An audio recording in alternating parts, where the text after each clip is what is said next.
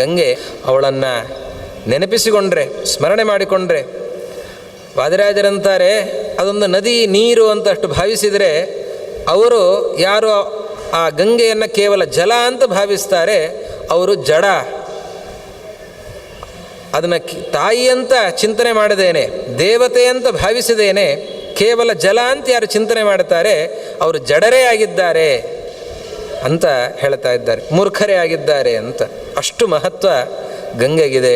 ಅಂತಹ ಗಂಗೆಯಲ್ಲಿ ಸ್ನಾನವನ್ನು ವಿಶೇಷ ಕಾಲಗಳಲ್ಲಿ, ಅದು 3 ಸ್ಥಳವನ್ನು ವಿಶೇಷವಾಗಿ ಹೇಳಿದ್ದಾರೆ. ಗಂಗಾ ಸ್ನಾನಕ್ಕೆ ಅತ್ಯಂತ ಪ್ರಶಸ್ತವಾಗಿರೋ 3 ಸ್ಥಳಗಳು. ಗಂಗೆ ಮೊದಲಿನಿಂದ ಕೊನೆಯ ತನಕವೂ ಕೂಡ ಪರಮಾತ್ಮನ ಪಾದದಿಂದ ಹರಿದು ಬಂದವಳಾದ್ದರಿಂದ ಎಲ್ಲ ಕಡೆ ಪವಿತ್ರಳೆ, ಎಲ್ಲಿ ಸ್ನಾನ ಮಾಡಿದರೂ ಪುಣ್ಯ ವಿಶೇಷವೇ ಇದೆ. ಅದರಲ್ಲಿಯೂ ಕೂಡ 3 ಸ್ಥಳ ಬಹಳ ಮಹತ್ವದ್ದು. ಒಂದು ಹರಿದ್ವಾರ,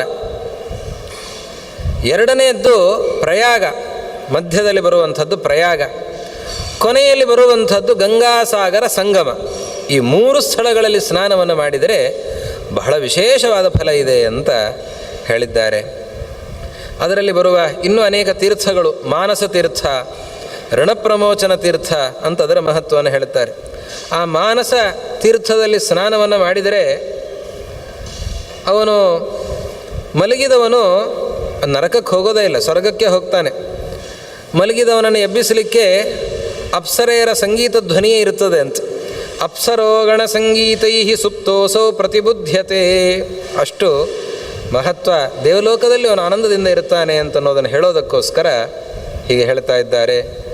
ಹಂಸ ಸಾರಸಯುಕ್ತೇನ ವಿಮಾನೇನ ಸ ಗಚ್ಚತಿ. ಹಂಸ ಪಕ್ಷಿ, ಸಾರಸ ಪಕ್ಷಿಗಳಿಂದ ಕೂಡಿರುವಂತಹ ವಿಮಾನದಲ್ಲಿ ಅವನು ಸಂಚರಿಸ್ತಾ ಇರ್ತಾನೆ, ದೇವಲೋಕದಲ್ಲಿ ವಿಹರಿಸ್ತಾ ಇರ್ತಾನೆ.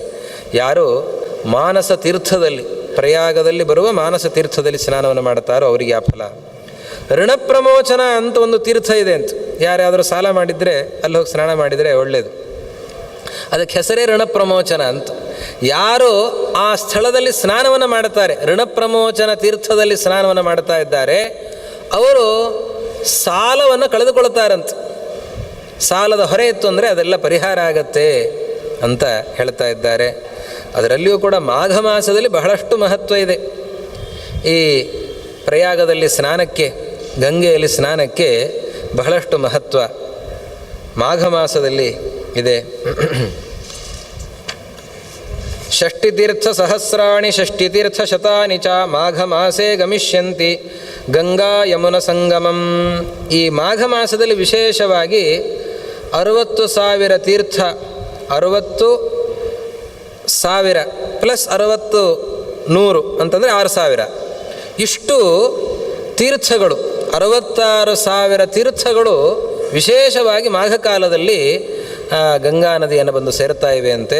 ಆದ್ದರಿಂದ ಅಲ್ಲಿ ಸ್ನಾನ ಮಾಡುವಾಗ ಗವಾಂ ಶತಸಹಸ್ರಸ್ಯ ಸಮ್ಯಕ್ ದತ್ತಸ್ಯ ಯತ್ಫಲಂ ಪ್ರಯಾಗೆ ಮಾಘ ಮಾಸೇತು ತ್ರ್ಯಃ ಸ್ನಾನಾತ್ತು ತತ್ಫಲಂ.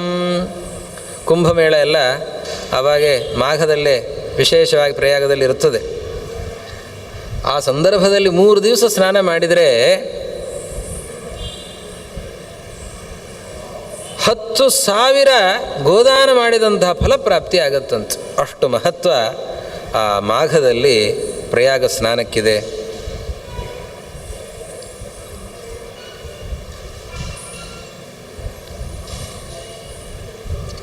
ಪಂಚಯೋಜನ ವಿಸ್ತೀರ್ಣಂ ಪ್ರಯಾಗಸ್ಯ ತು ಮಂಡಲಂ ಪ್ರವಿಷ್ಟ ಮಾತ್ರೇ ತದ್ಭೂಮೌ ಅಶ್ವಮೇಧ ಪದೇ ಪದೇ. ಎಷ್ಟು ಮಹತ್ವ ಇದೆ ಪ್ರಯಾಗಕ್ಕೆ. ಪ್ರಯಾಗದಲ್ಲಿ ಅದು 5 ಯೋಜನ ವಿಸ್ತೀರ್ಣ. ಯೋಜನ ಅಂತಂದರೆ ಮೊನ್ನೆ ಹೇಳಿದಂತೆ 12 ಕಿಲೋಮೀಟರನ್ನು ಒಂದು ಯೋಜನ ಅಂತ ಕರೀತಾರೆ. ಅಷ್ಟು ಭಾಗ 5-12 ಅಂದರೆ 60 ಕಿಲೋಮೀಟರ್ ಸುತ್ತಳತೆಯ ಆ ಭಾಗ, ಅದು ಅಷ್ಟೂ ಭಾಗ ಪವಿತ್ರವೇ. ಪ್ರಯಾಗ ಕ್ಷೇತ್ರ ಅಂತ ಅನಿಸಿಕೊಳ್ತಾ ಇದೆ. ಅದು ಅತ್ಯಂತ ಪವಿತ್ರವಾಗಿರುವಂತಹ ಕ್ಷೇತ್ರ. ಅಲ್ಲಿ ಒಂದೊಂದು ಹೆಜ್ಜೆಯನ್ನು ಇಟ್ಟರೂ ಕೂಡ ಅಶ್ವಮೇಧಯಾಗದ ಫಲ ಇದೆ ಅಂತ. ದೇವರ ಸ್ಮರಣೆಯನ್ನು ಮಾಡಿಕೊಂಡು ಒಂದೊಂದು ಹೆಜ್ಜೆಯನ್ನು ಇಡ್ತಾ ಇದ್ದರೂ ಕೂಡ ಅಶ್ವಮೇಧಯಾಗದ ಫಲ ಪ್ರಾಪ್ತಿಯಾಗತ್ತೆ.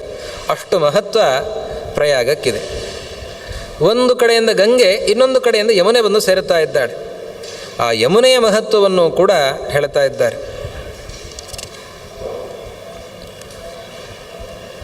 ಯಮುನೆ ಅತ್ಯಂತ ಪವಿತ್ರವಾಗಿರುವಂತಹ ನದಿ. ಯಮನ ಮಗಳಾದವಳು ಯಮುನೆ, ಅವಳು ಬಂದು ಸೇರ್ತಾ ಇದ್ದಾಳೆ. ಒಂದು ಮಾತನ್ನು ಹೇಳ್ತಾ ಇದ್ದಾರೆ. ಯಮುನೆ ಅಂತಂದರೆ ಹೆಸರು ಗಂಗಾ ಯಮುನಾ ಅಂತ, ಎರಡಕ್ಕೂ ಮಹತ್ವದಲ್ಲಿ ಏನೂ ವ್ಯತ್ಯಾಸ ಇಲ್ಲ, ಅಕ್ಕ ತಂಗಿ ಅಷ್ಟೇ ಅನ್ನೋ ದೃಷ್ಟಿಯಿಂದ ಗಂಗಾ ಯಮುನಾ ಅಂತ ಬೇರೆ ಬೇರೆ ಹೆಸರುಗಳು. ಬಹಳಷ್ಟು ಮಹತ್ವ ಇದೆ ಯಮುನೆಗೂ ಕೂಡ. ಅದರಲ್ಲಿ ಬರುವಂತಹ ಅಗ್ನಿತೀರ್ಥ, ಧರ್ಮರಾಜ ತೀರ್ಥ ಮೊದಲಾದದ್ದು ಬಹಳ ಪವಿತ್ರವಾಗಿರುವಂಥದ್ದು, ವಿಶೇಷವಾದ ಫಲವನ್ನು ನೀಡ್ತಾ ಇದೆ ಅಂತ ಹೇಳಿದ್ದಾರೆ. ಸೋಮತೀರ್ಥ ಅಂತ ಪ್ರಯಾಗದಲ್ಲಿ ಮತ್ತೊಂದು ಭಾಗ, ಅದಕ್ಕೆ ಮಹತ್ವವನ್ನು ಹೇಳ್ತಾ ಇಲ್ಲಿ ಸೋಮತೀರ್ಥದಲ್ಲಿ ಸ್ನಾನವನ್ನು ಮಾಡಿದರೆ ಏನು ಫಲ ಸಿಗ್ತಾ ಇದೆ ಅದು ಎಲ್ಲಿಯೂ ಸಿಗೋದಿಲ್ಲ, ಬಹಳಷ್ಟು ಮಹತ್ವ ಇದೆ ಅಂತ. ಯಾಕೆ ಸುಮ್ಮನೆ ಇಷ್ಟು ಪ್ರಯಾಗಕ್ಕೆ ಮಹತ್ವವನ್ನು ಹೇಳ್ತಾ ಇದ್ದೀರಾ, ಇಷ್ಟೆಲ್ಲ ಅನೇಕ ತೀರ್ಥಗಳನ್ನು ಹೊಗಳ್ತಾ ಇದ್ದೀರಾ ಯಾಕೆ ಅಂತ ಕೇಳ್ತಾರೆ. ಧರ್ಮರಾಜ ಕೇಳಿದಾಗ ಮಾರ್ಕಂಡೇಯರು ಹೇಳ್ತಾರೆ, ಈ ಪ್ರಯಾಗದಲ್ಲಿ 3 ಜನರ ಸನ್ನಿಧಾನವೂ ಕೂಡ ಇದೆ. ವಿಶೇಷವಾಗಿ ಬ್ರಹ್ಮ, ವಿಷ್ಣು, ಮಹೇಶ್ವರ 3 ಜನರು ಕೂಡ ಅಲ್ಲಿ ಸನ್ನಿಹಿತರಾಗಿದ್ದಾರೆ. ಇದು ಪ್ರಯಾಗದ ಮಹತ್ವ. ಇದು ಎಲ್ಲಿಯೂ ಕೂಡ ಇಲ್ಲದೇ ಇರುವಂಥದ್ದು, ಪ್ರಯಾಗದಲ್ಲಿ ಇರುವಂತಹ ಅಪರೂಪದ ಒಂದು ಸನ್ನಿಧಾನ. ಉತ್ತರೇಣ ಪ್ರತಿಷ್ಠಾನಾತ್ ಛದ್ಮನ ಬ್ರಹ್ಮ ತಿಷ್ಠತಿ, ವೇಣೀ ಮಾಧವರೂಪೀತು ಭಗವಾನ್ಸ್ತತ್ರ ತಿಷ್ಠತಿ, ಮಹೇಶ್ವರೋ ವಟೋ ಭೂತ್ವಾ ತಿಷ್ಠತೆ ಪರಮೇಶ್ವರ.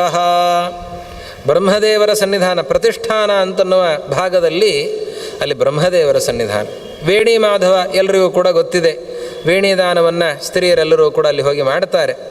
ವೇಣಿ ಮಾಧವ ಸನ್ನಿಧಾನ, ಆ ವೇಣಿ ಮಾಧವ ನಾರಾಯಣನೇ ಅಲ್ಲಿ ಸನ್ನಿಹಿತನಾಗಿದ್ದಾನೆ.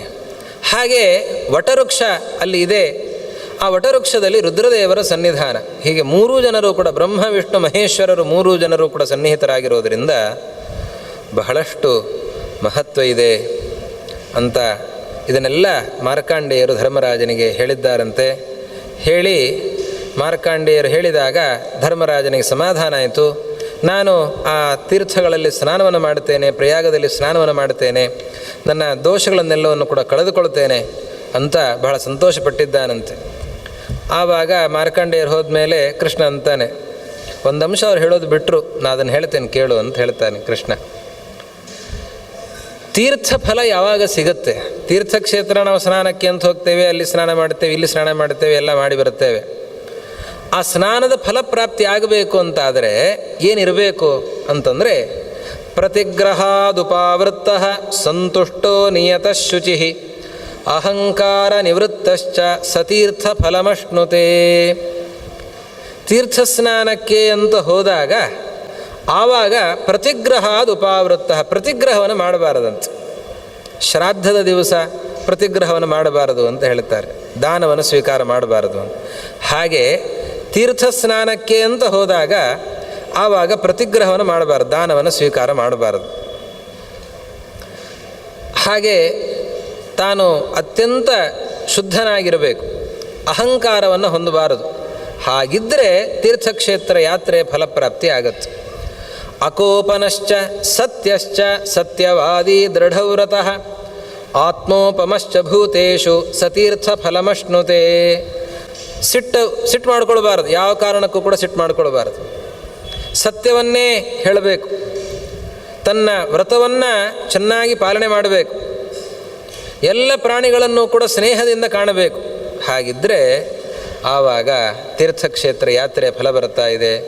ಋಷಿಭ್ಯ ಕ್ರತವಃ ಪ್ರೋಕ್ತಾ ದೇವೈಶ್ಚಾಪಿ ಯಥಾಕ್ರಮಂ ನಹಿ ಶಕ್ಯ ದರಿದ್ರೇಣ ಯಜ್ಞಾ ಪ್ರಾಪ್ತಂ ಮಹೀಪತೆ. ಇನ್ನೊಂದು ಅಂಶ ಹೇಳುತ್ತೇನೆ ಧರ್ಮರಾಜ ಕೇಳು. ಅನೇಕ ಯಾಗಗಳನ್ನು ಹೇಳಿದ್ದಿದೆ ಪುರಾಣಗಳಲ್ಲಿ, ಇತಿಹಾಸದಲ್ಲಿ ಯಾಗಗಳನ್ನು ಹೇಳ್ತಾರೆ, ಇಂತಹ ಯಾಗವನ್ನು ಮಾಡಬೇಕು, ವೇದಗಳೆಲ್ಲ ತಿಳಿಸ್ಕೊಡ್ತವೆ ಯಾಗಗಳನ್ನು. ಆದರೆ ಯಾಗಗಳನ್ನು ಎಲ್ಲರೂ ಮಾಡಲಿಕ್ಕಾಗಲ್ಲ. ಯಾಗವನ್ನು ಮಾಡಬೇಕು ಅಂತಾದರೆ ತುಂಬ ಜನರ ಸಹಕಾರ ಬೇಕಾಗತ್ತೆ, ಅನೇಕ ಜನ ಪುರೋಹಿತರು ಬೇಕಾಗ್ತಾರೆ, ಸಾಕಷ್ಟು ದಕ್ಷಿಣೆಗಳನ್ನು ಕೊಡಬೇಕಾಗತ್ತೆ. ಇದೆಲ್ಲ ಸಾಮಾನ್ಯರಾದವರಿಗೆ ಸಾಧ್ಯ ಇಲ್ಲದೇ ಇರುವಂಥದ್ದು. ದೊಡ್ಡ ದೊಡ್ಡ ಯಾಗಗಳನ್ನು, ಸಣ್ಣ ಪುಟ್ಟ ಯಾಗಗಳನ್ನು ಮಾಡಬಹುದೇನೋ, ತುಂಬ ದೊಡ್ಡ ದೊಡ್ಡ ಯಾಗಗಳನ್ನು ಮಾಡಲಿಕ್ಕಾಗೋದಿಲ್ಲ. ಆದರೆ ತೀರ್ಥಸ್ನಾನ ಏನಿದೆ ಇದು ಬಹಳ ಕಷ್ಟ ಸಾಧ್ಯ ಅಲ್ಲ. ತೀರ್ಥಸ್ನಾನ ತುಂಬ ಖರ್ಚಿನಿಂದ ಆಗುವಂಥದ್ದಲ್ಲ. ಆದ್ದರಿಂದ ಪುಣ್ಯ ಜಾಸ್ತಿ ಸಿಗತ್ತೆ, ಖರ್ಚು ಕಮ್ಮಿ ಇದೆ. ಅದಕ್ಕೊಂದು ಉಪಾಯ ಅಂದರೆ ತೀರ್ಥಸ್ನಾನ. ಆದ್ದರಿಂದ ಅದರಲ್ಲಿಯೂ ಕೂಡ ಪ್ರಯಾಗ ಸ್ನಾನ ಬಹಳ ವಿಶೇಷವಾದದ್ದು, ಪ್ರಶಸ್ತವಾದದ್ದು. ಅದನ್ನು ಮಾಡುವಂತ ಕೃಷ್ಣ ಹೀಗೆ ತಿಳಿಸಿಕೊಟ್ಟಿದ್ದಾನೆ. ಇಷ್ಟು ಪ್ರಯಾಗದ ಮಹತ್ವಗಳನ್ನೆಲ್ಲ ನಿರೂಪಣೆ ಮಾಡಿದ್ದನ್ನು ಮತ್ಸ್ಯರೂಪಿಯಾದ ಪರಮಾತ್ಮ ಮನು ಮಹಾರಾಜನಿಗೆ ಎಲ್ಲ ಹೇಳಿದ್ದಾನೆ. ನಂತರ ಶೌನಕರ ಸೂತರ ಸಂವಾದ ಮುಂದುವರಿತಾ ಇದೆ. ಆ ಶೌನಕರು ಸೂತರಲ್ಲಿ ಕೇಳ್ತಾ ಇದ್ದಾರೆ, ದ್ವೀಪಗಳೆಷ್ಟಿವೆ, ಸಮುದ್ರಗಳೆಷ್ಟಿವೆ, ಪರ್ವತಗಳೆಷ್ಟಿವೆ, ಎಷ್ಟು ವರ್ಷಗಳಿವೆ, ಎಷ್ಟು ಖಂಡಗಳಿವೆ, ಅದನ್ನೆಲ್ಲವನ್ನೂ ಕೂಡ ನಮಗೆ ವಿಸ್ತೃತವಾಗಿ ತಿಳಿಸಿ ಅಂತ ಕೇಳಿದಾಗ ಆವಾಗ ಆ ಭೌಗೋಳಿಕ ನಿರೂಪಣೆಯನ್ನು ಸೂತ ಪುರಾಣಿಕರು ಮಾಡ್ತಾ ಇದ್ದಾರೆ. ಮತ್ಸ್ಯರೂಪಿಯಾದ ಪರಮಾತ್ಮ ಹೇಳಿದ್ದನ್ನೇ ಸೂತ ಪುರಾಣಿಕರು ಹೇಳ್ತಾ ಇದ್ದಾರೆ. ಭರತ ವರ್ಷ, ಕಿಂಪುರುಷ ವರ್ಷ, ಹರಿವರ್ಷ, ಇಲಾವೃತ ವರ್ಷ, ರಮ್ಯಕ, ಹಿರಣ್ಯಕ, ಕುರು ಅಂತ ಇಷ್ಟು 7 ವರ್ಷಗಳಿವೆ. ಇಷ್ಟು 7 ವರ್ಷಗಳ ಮಧ್ಯದಲ್ಲಿ ಒಂದು ಮೇರು ಪರ್ವತ ಇದೆ. ಮೇರು ಪರ್ವತ ಅದು ನಮ್ಮ ಕಣ್ಣಿಗೆ ಕಾಣಿಸೋದಿಲ್ಲ, ಅದು ದಿವ್ಯ ದೃಷ್ಟಿಗೋಚರ ಅಂತ ಅದನ್ನು ಹೇಳ್ತಾರೆ. ಮೇರು ಪರ್ವತವನ್ನು ದಿವ್ಯ ದೃಷ್ಟಿಯಿಂದ ಮಾತ್ರ ಕಾಣುವಂಥದ್ದು ಮೇರು ಪರ್ವತ. ಮೇರು ಪರ್ವತ, ನಾವೇನು ದೊಡ್ಡ ದೊಡ್ಡ ಪರ್ವತಗಳನ್ನು ಇವತ್ತು ನೋಡ್ತಾ ಇದ್ದೇವೆ, ಹಿಮಾಲಯದಂತಹ ಪರ್ವತಗಳು, ಈ ಪರ್ವತಗಳೆಲ್ಲ ಮೇರು ಪರ್ವತದ ಮುಂದೆ ತುಂಬ ಚಿಕ್ಕ ಪರ್ವತಗಳು. ಮೇರು ಪರ್ವತ ಎಷ್ಟಿದೆ ಅಂತಂದರೆ ಭೂಮಿಯ ಮೇಲ್ಭಾಗದಲ್ಲಿ 84,000 ಯೋಜನೆ ಇದೆ ಅಂತ, ಭೂಮಿಯ ಅಡಿಯಲ್ಲಿ 16,000 ಯೋಜನೆ ಇದೆ ಅಂತ, 16,000 ಯೋಜನ ಕೆಳಗೆ 84,000 ಯೋಜನ ಮೇಲೆ, ಒಟ್ಟು ಸೇರಿದರೆ 1,00,000 ಯೋಜನ ಎತ್ತರದ ಪರ್ವತ. ಅದರ ಸುತ್ತಳತೆ 28,000 ಯೋಜನ, ಅಷ್ಟು ದೊಡ್ಡದಾಗಿರುವಂಥದ್ದು ಮೇರು ಪರ್ವತ. ಈ ಮೇರು ಪರ್ವತ ಎಲ್ಲಿದೆ ಅಂತಂದರೆ ಈ ಇಲಾವೃತ ಖಂಡದ ಮಧ್ಯಭಾಗದಲ್ಲಿ ಬರ್ತಾ ಇದೆ. ಜಂಬೂದ್ವೀಪ ಅಂತಂದರೆ ಆ ಜಂಬೂದ್ವೀಪದಲ್ಲಿ ಅನೇಕ ವರ್ಷಗಳಿವೆ. ಈಗ ಹೇಳಿದಂತೆ ಭರತ ವರ್ಷ, ಕಿಂಪುರುಷ ವರ್ಷ, ಹರಿವರ್ಷ, ಇಲಾವೃತ ವರ್ಷ ಅಂತೆಲ್ಲ ವರ್ಷಗಳಿವೆ. ಆ ಮಧ್ಯದಲ್ಲಿರುವಂಥದ್ದು ಇಲಾವೃತ ವರ್ಷ. ಆ ಇಲಾವೃತ ವರ್ಷದ ಮಧ್ಯಭಾಗದಲ್ಲಿ ಮೇರು ಪರ್ವತ, ಜಂಬೂದ್ವೀಪದ ಅತ್ಯಂತ ಮಧ್ಯದಲ್ಲಿ ಇರುವಂಥದ್ದು ಮೇರು ಪರ್ವತ. ಅದು ಹೇಗಿದೆ ಅಂದರೆ ಛತ್ರಿಯ ಆಕೃತಿಯಲ್ಲಿದೆ. ಎಲ್ಲ ಪರ್ವತಗಳು ಶಿಖರ ಅಗ್ರಭಾಗ ತುದಿ ಭಾಗ ಚೂಪಾಗಿದ್ದರೆ ಮೇರು ಪರ್ವತ ಅದಕ್ಕೆ ವಿಪರೀತವಾಗಿ ಚೂಪನೆಯ ಭಾಗ ಭೂಮಿಯ ಒಳಗಿದೆ, ಪರ್ವತ ಹೀಗಿದೆ, ಮೇಲ್ಭಾಗ ಬಹಳ ವಿಸ್ತೃತವಾಗಿದೆ. ಆ ರೀತಿಯಲ್ಲಿ ಆ ಮೇರು ಪರ್ವತ ಇದೆ.